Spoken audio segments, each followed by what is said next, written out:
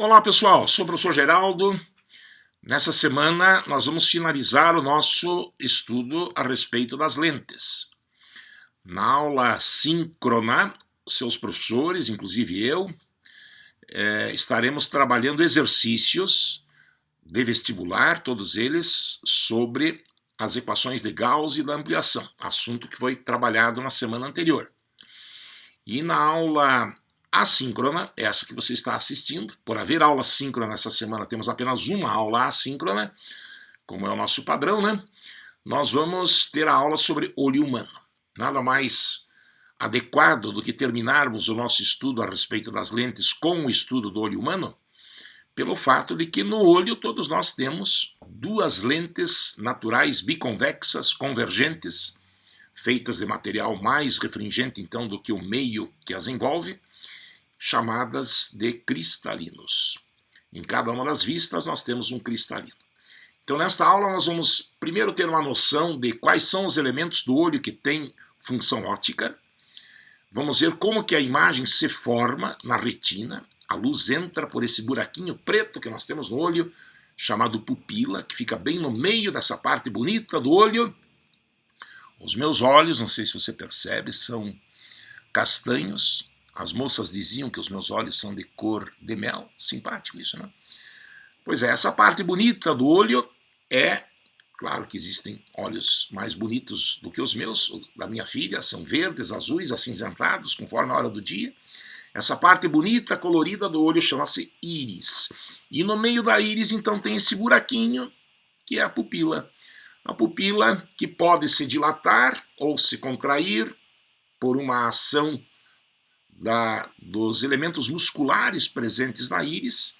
Isso é feito de forma involuntária e bem adequada. Quando nós entramos num ambiente escuro e a princípio não enxergamos nada, mas se tivermos paciência e procurarmos com a pouca luz existente alguma coisa que tenhamos perdido ou que estejamos enfim procurando, haverá dilatação da pupila. Já em ambientes mais claros, a pupila se contrai para regular a entrada de luz no olho a fim de permitir uma visão confortável. Um dos elementos mais importantes do olho humano está no fundo do olho, uma parte sensível à luz que se chama retina. É na retina que a imagem se forma conforme regras que vêm lá de Gauss, daquelas construções que nós fizemos nas aulas anteriores. Veremos que a imagem se forma real e invertida no fundo do olho. E através do nervo óptico ela é transmitida ao cérebro. Também é bom que eu diga, tudo isso vai ser mostrado em seguida, já no nosso primeiro slide, mas antes deixe-me lhe dizer que essa pelezinha que recobre o nosso olho é chamada de córnea. Entre a córnea e o cristalino, que fica um pouco mais atrás, há um líquido chamado humor aquoso. É pelo excesso de formação de humor aquoso que determinadas pessoas sofrem de uma doença chamada glaucoma, da qual falaremos, que está relacionada com aumento da pressão intraocular. Do glaucoma, que não se estuda na óptica, nós vamos fazer uma referência no final da aula. E entre o cristalino e a retina há uma outra substância transparente, de consistência mais parecida com o vidro, por isso chamada de humor vítreo. Além disso, tem função óptica importante os músculos que sustentam o cristalino, que ficam perto dos cílios, por isso chamados de músculos ciliares. A ação dos músculos ciliares faz variar os raios das faces do cristalino, tornando-o mais bojudo ou mais alongado, alterando-lhe, portanto, a distância focal. É isso aí. O cristalino é uma lente convergente de distância focal variável. Claro, porque a gente enxerga objetos distantes e próximos. A distância do objeto até a lente não é o nosso P. A distância da lente até a imagem, que se forma na retina, é o P'. Esse é uma constante para cada ser humano. Mas o P é variável. Eu posso ver nitidamente objetos distantes e também objetos mais próximos. Essa capacidade que o olho humano tem de focalizar objetos distantes ou próximos chama-se de acomodação visual. Eu fiz assim um preâmbulo que deve ficar mais claro com as imagens que virão então a seguir. E depois, na sequência, esse é o maior objetivo, na verdade, dessa aula, nós vamos falar dos principais defeitos de visão. Por que algumas pessoas, como eu, precisam usar óculos. Algumas pessoas, como eu, não conseguem enxergar bem de perto. Então, para ler jornal é um problema, tem que ficar afastando. Agora eu consigo ler melhor. Quando eu era jovem, eu era míope. Quando eu fazia aquele exame no Detran, eu só conseguia enxergar as letrinhas, né, naquele aparelho com óculos. Daí a médica do Detran carimbava antipaticamente, né, mas ela tinha que fazer isso, o uso obrigatório de lentes corretoras. E se eu fosse flagrado sem usar óculos dirigindo, levava uma multa.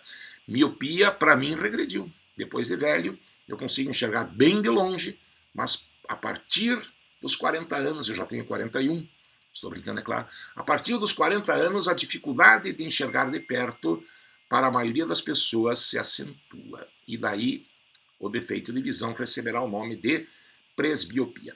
Antes disso, nós vamos falar da miopia e da hipermetropia, os defeitos de visão. Então, assim você tem um preâmbulo para esta aula.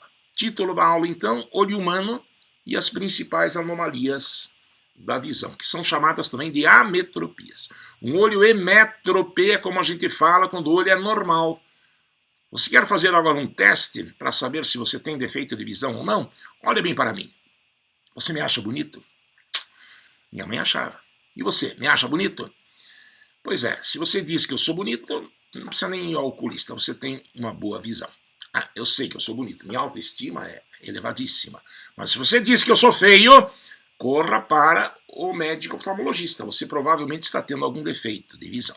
Estou brincando, é claro. Mas quem me acha bonito, então, teria visão normal, tem um olho emétrope. E quem me acha feio deve ter alguma ametropia. O seu olho é amétrope, então. Ok? Esses termos eu sei que são novos para muitos, por isso estou apresentando-os. A aula, então, será sobre as ametropias também no seu final. Tá? Mas a apresentação é bem breve, não vamos nos estender demais, vamos ver apenas o que é realmente necessário e que pode cair em vestibular. Essa matéria depois você pode conferir, claro, está no seu material desde a página 53 até a página 55. Beleza? Do modular F10, naturalmente. Vamos lá, então? Então, nesse primeiro slide, nós temos os elementos constituintes do olho humano, aos quais me referi verbalmente agora há pouco. Né? Então, veja, essa parte bonita do olho, com certeza esse olho é bem mais bonito do que o meu, eu gosto do meu, mas quem não gosta de ver olhos azuis, olhos acinzentados, é uma cor de fato expressiva, é a cor do olho da minha filha, que tanto amo. É a íris que você está vendo, a parte bonita do olho. Aqui você vê a pupila, esse buraco que nós temos no meio do olho para permitir a entrada de luz. Perto dos cílios estariam então os músculos ciliares, que fazem com que o cristalino mude a distância focal, por ele ficar mais bojudo ou mais alongado, alterando, portanto, os raios das faces do cristalino, que está aqui em azul, acompanhe pelas duas figuras, né? Você tem, assim, a oportunidade, a natureza te dá a oportunidade de alterar a distância focal do cristalino.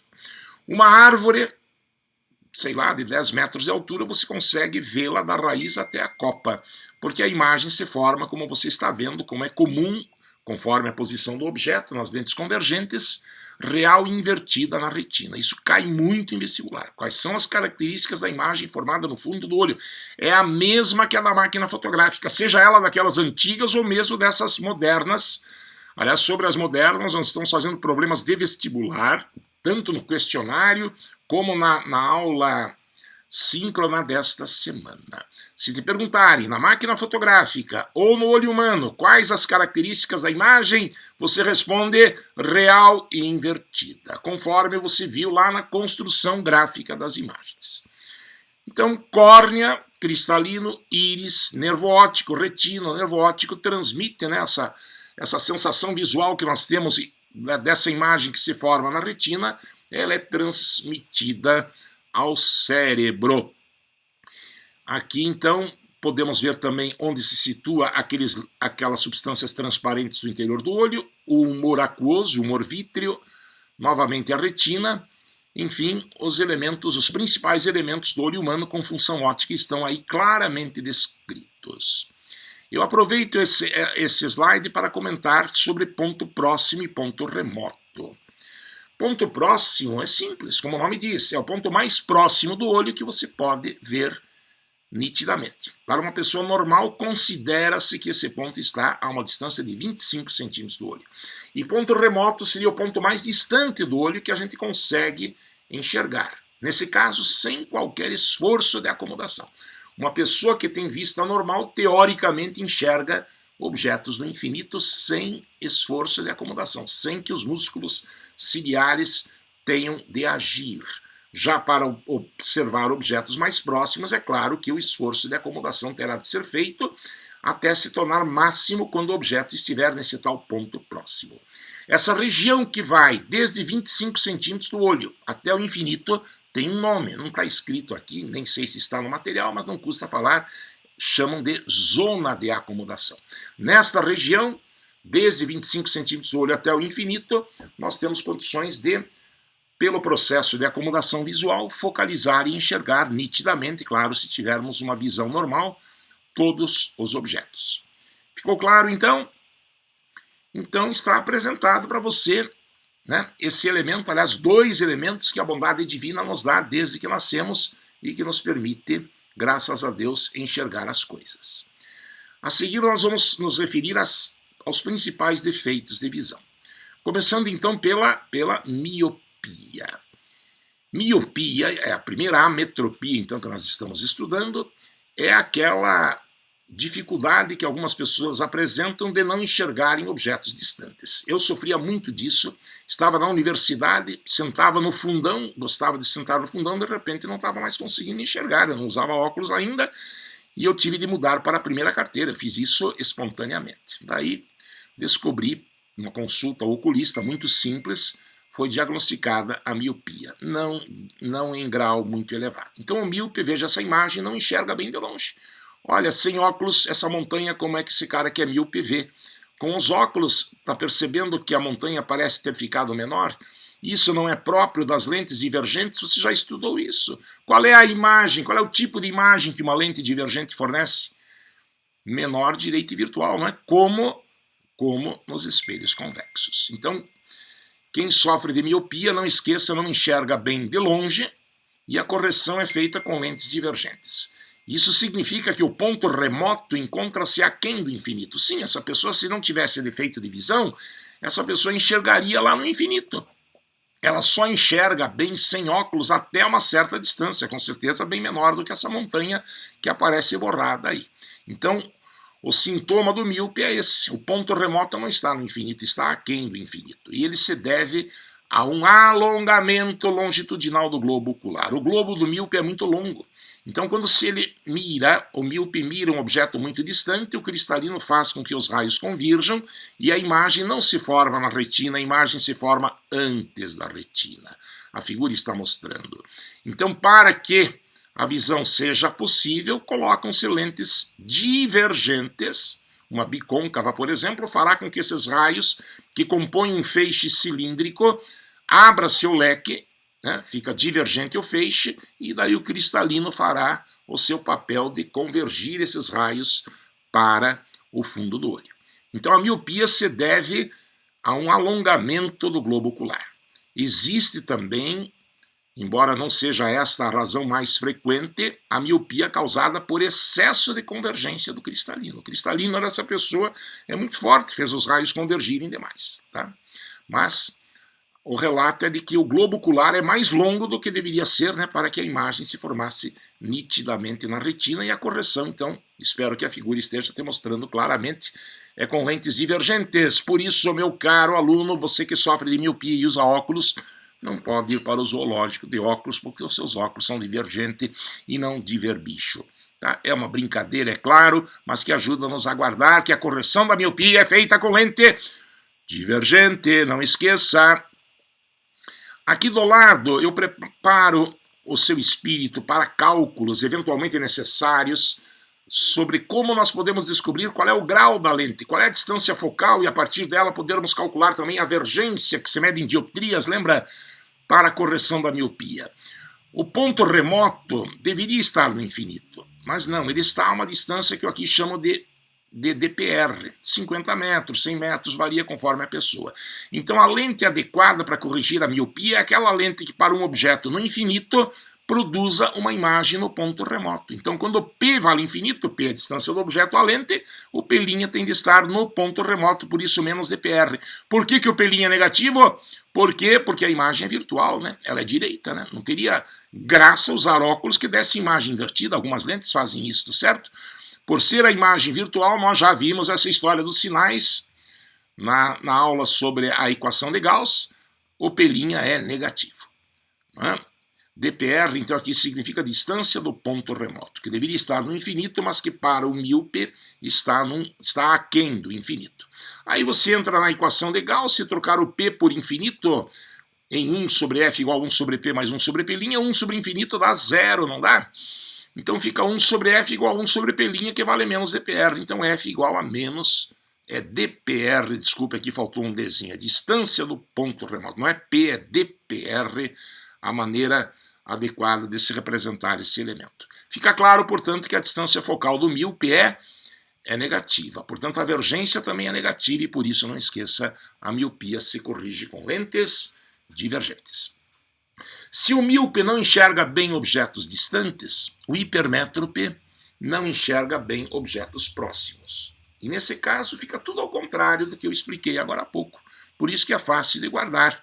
Vamos ver, então, a segunda metropia é a hipermetropia. Olha essa imagem, como é marcante. O hipermétrope não consegue enxergar bem essa criança que está perto do cara.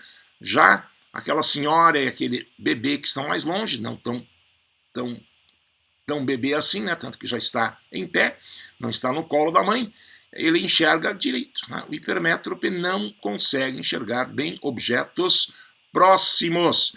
Então, o ponto próximo do hipermétrope está além dos 25 centímetros. Essa menina parece estar a mais de 25 centímetros do olho, mas, no entanto, ele não enxerga, tá certo? Então, o ponto próximo está além dos 25 centímetros do olho. É uma distância maior do que os 25 centímetros. Isso se deve agora não a alongamento, mas a encurtamento longitudinal do globo ocular. Não é? No olho do hipermétrope, o cristalino não é tão forte assim, ou, se você preferir, melhor pensar assim, o globo ocular é muito curto, e este feixe de raios paralelos acaba se encontrando lá atrás da retina. A imagem se forma atrás da retina. Para que esse ponto seja jogado para a retina, é claro que uma lente convergente, né, fará com que o desvio dos raios seja mais acentuado, facilitando assim o trabalho que seria do cristalino. Para corrigir a hipermetropia, como é que o médico calcula? Hoje em dia existem programas de computador que fazem isso diretamente, né? Basta que você determine qual é, afinal, o ponto próximo do hipermétrope, que está além dos 25 centímetros. Então, veja bem, a ideia agora é a seguinte.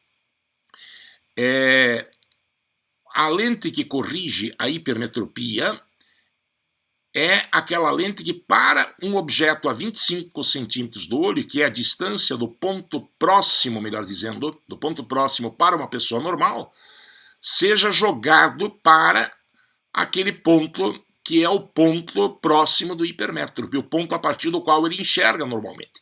Se a lente fizer com que a imagem desse objeto, que está a 25 centímetros do olho, seja jogada para este ponto, onde o hipermétrope enxerga, a partir daqui ele enxerga mais do que 25 centímetros, então o problema estará resolvido, porque daí o cristalino se encarregará de fechar a convergência que se faz necessária. Então, na equação de Gauss, fica 1 sobre F igual a 1 sobre P, que seria então a distância do ponto próximo para uma pessoa normal, 25 centímetros, e aqui seria a distância do ponto próximo do hipermétrope, que é sempre maior do que os 25 centímetros, o ponto a partir do qual ele enxerga normalmente.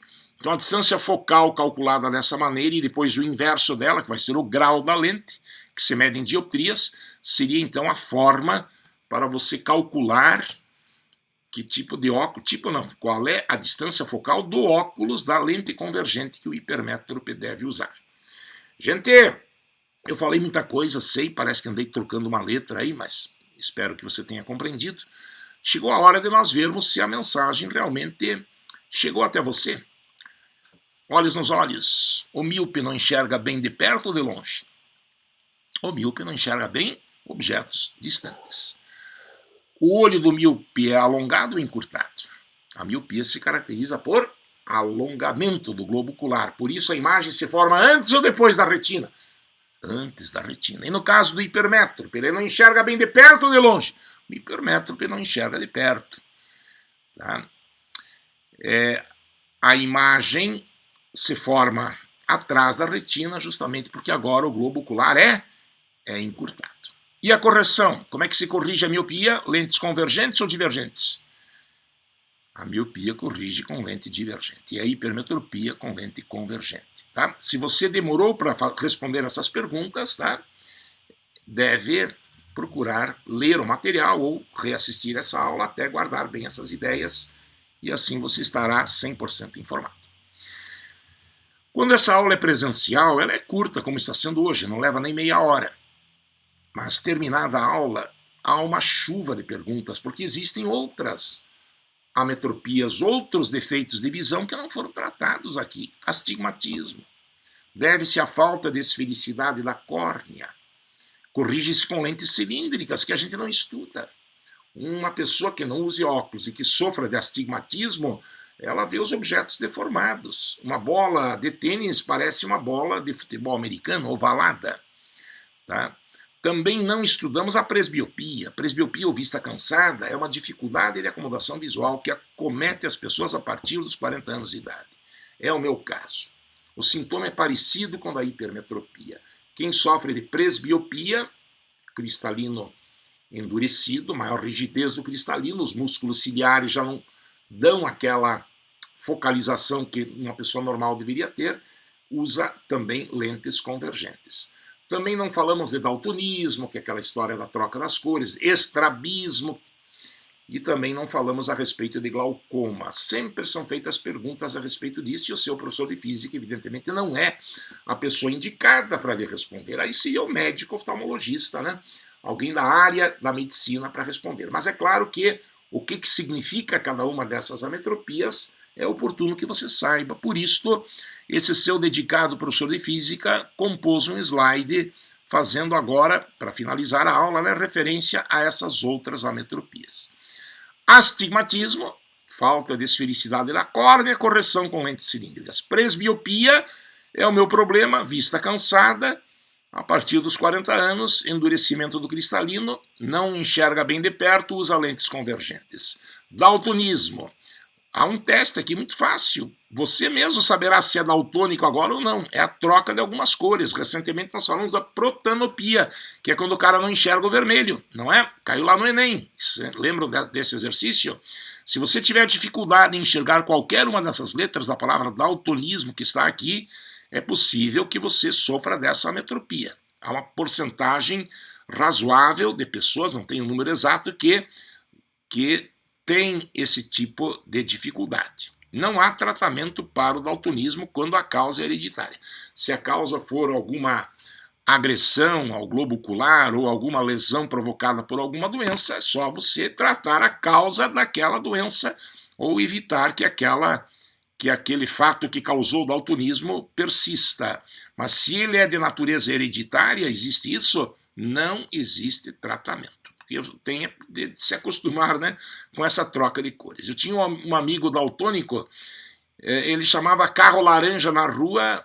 Aliás, ele comprou um carro que ele achava que era vermelho e era laranja, tipo cor de táxi. Foi uma coisa até não sei se acabou não comprando um táxi por causa da dificuldade de enxergar, de reconhecer a cor. Estrabismo, então, essa criança tão bonitinha é estrábica, o que, longe de ser uma coisa que torna a pessoa feia, é, aos meus olhos, charme, né? Não tira a beleza deste bebê. E o glaucoma, que é causado por hipertensão ocular. É a principal causa de cegueira irreversível. Tá? Ela não tem cura, mas pode ser tratada para evitar o aumento da pressão intraocular. E esse tratamento é à base de colírio, à base de medicamentos, consegue-se manter o glaucoma sob controle, sob, é claro, supervisão do seu médico. Beleza? Gente, eu só falo isso porque as perguntas são sempre inevitáveis nesse sentido. Tá? Se você quiser saber mais a respeito, convido, claro, a pesquisar isso. Esse último slide não cairá em problemas de, no máximo, talvez a presbiopia, né, que tem uma correção parecida com a da hipermetropia. Mas os demais defeitos de visão não são objeto de estudo da ótica. Gente, fico gratíssimo pela sua atenção, tá? Releia, não deixe de reler esta aula, tá lá bem claramente colocado no seu material da página 53 a 55. Ok? O questionário dessa semana tem questões bem legais sobre a equação de Gauss, mas só responda o questionário, por favor, depois de assistir a aula síncrona. O nível da aula síncrona é um pouquinho mais elevado que o questionário. E as perguntas são sobre as equações de Gauss e da ampliação. Essas 1 sobre F igual a 1 sobre P mais 1 sobre P', e também sobre A igual a I sobre O igual a menos P' sobre P. Isso requer um pouco de habilidade matemática. Muita gente às vezes até acha que entendeu, porque no primeiro momento a apresentação é simples, né? Mas tem que treinar. Então só faça o questionário, por favor, depois de já ter feito, de preferência, atividades. Aliás, as atividades dessa semana é uma coleção de 20 testes também, os primeiros tranquilos, mas lá no fim de nível bem elevado, não é obrigatório fazer todos, mas dê uma olhadinha antes de se aventurar com o questionário. Ok? Gente, muito obrigado pela atenção de vocês, um forte abraço, até breve.